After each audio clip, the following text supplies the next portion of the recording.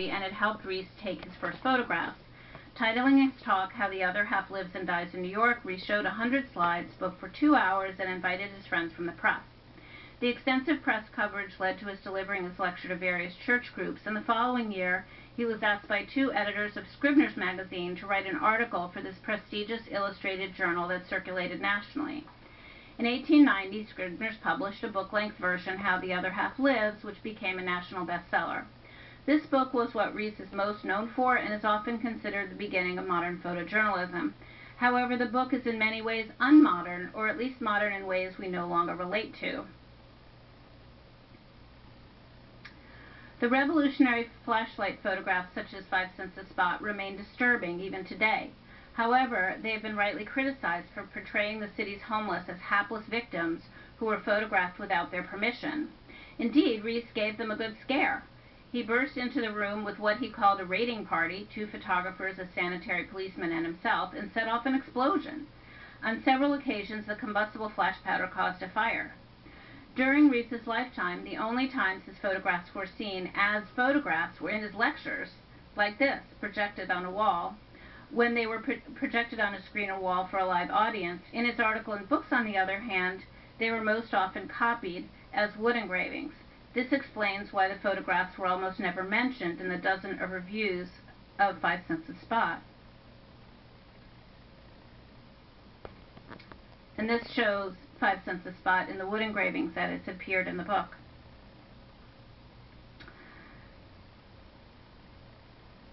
For a century after it was written, How the Other Half Lives was praised as a call to conscience, but in the 1990s, many critics began to fault Rees for relying on racial stereotypes, and this is a picture of an opium den in Chinatown.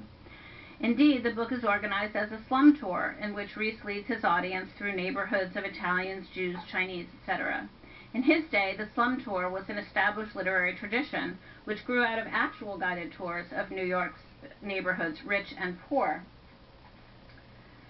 Matthew Hale Smith's Sunshine and Shadow of New York, written in 1869, a generation before, is a classic of the genre. And you can see here, this shows the sunshine is a picture of a huge mansion on Fifth Avenue, and the shadow shows a slum. This actually looks like 5 Points. Yeah, it would have been 5 Points, which was the most famous New York slum at the time. Rees's book married the voyeuristic slum tour with a Christian sermon. How the Other Half Lives starts and ends with passages from The Parable, a poem by James Russell Lowell in which Christ chastises men of wealth for ignoring their less fortunate brethren. The book ends with Lowell's question, Think ye that building shall endure which shelters the noble and crushes the poor?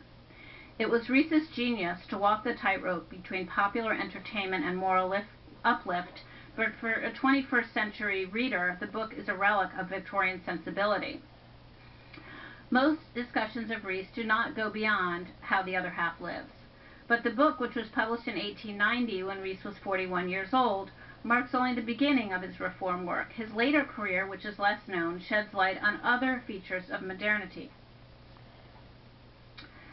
After the success of his first book, Rees immediately got to work on a sequel, The Children of the Poor, which was first published in Scribner's magazine and then as a full-length book in 1892, and this shows the opening page. The picture on the left is unrelated, it's for another article, but this shows you the first page of The Children of the Poor in Scribner's and features very worked over halftone. Again, this is a transitional moment in reproductive technology of little Katie, who I'm going to introduce you to in a moment.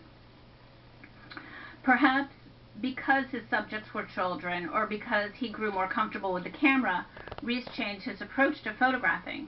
Typical of the photographs in Children of the Poor is little Katie, whose picture in a heavily reworked halftone opens the Scribner's article. Katie was a 9-year-old whom Rees met on a visit to the West 52nd Street Industrial School, founded by the Children's Aid Society to provide classes for children who did not attend public school.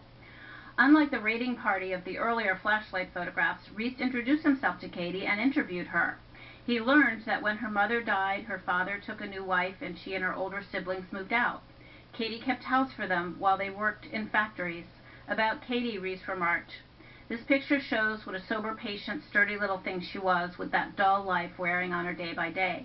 She got right up when asked and stood for her picture without a question and without a smile. 'What kind of work do you do?' I asked, thinking to interest her while I made ready. 'I scrubs,' she replied promptly, and her look guaranteed that what she scrubbed came out clean."